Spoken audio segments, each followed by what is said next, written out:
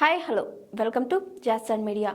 మాట నిలబెట్టుకోలేకపోయా, కూతురి కోసం బర్నీ ఎమోషనల్. కెప్టెన్సీ టాస్క్లో ఓటమి చివరి అంకానికి చేరుకుంది.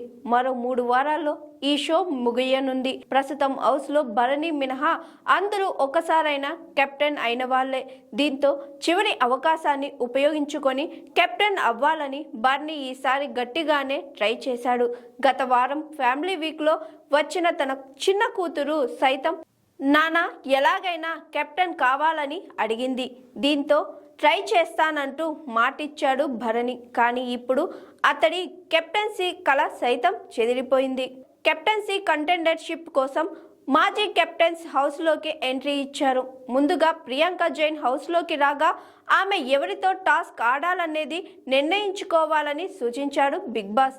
దీంతో అందరినీ అడిగి కళ్యాణ్ను ఎంపిక చేసుకుంది ప్రియాంక కళ్యాణ్ మధ్య సంథింగ్ ఫిషీ అనే టాస్క్ జరగ్గా ఇందులో కళ్యాణ్ గెలిచాడు. దీంతో ఈ వారం మొదటి కెప్టెన్సీ కంటెండర్ అయిపోయాడు కళ్యాణ్. ఆ తరువాత గౌతమ్ కృష్ణ పంచకట్లో ఎంట్రీ ఇచ్చాడు. ఆ తరువాత తనతో పోటీ పడేందుకు బర్నీని ఎంపిక చేసుకున్నారు. త్వరగా సరిగా అనే టాస్క్లో గౌతమ్ బర్నీ పోటీ పడ్డారు. ఈ టాస్క్లో గౌతమ్ గెలవడంతో కెప్టెన్సీ రేస్ నుంచి బర్నీ తప్పుకోవాల్సి వచ్చింది.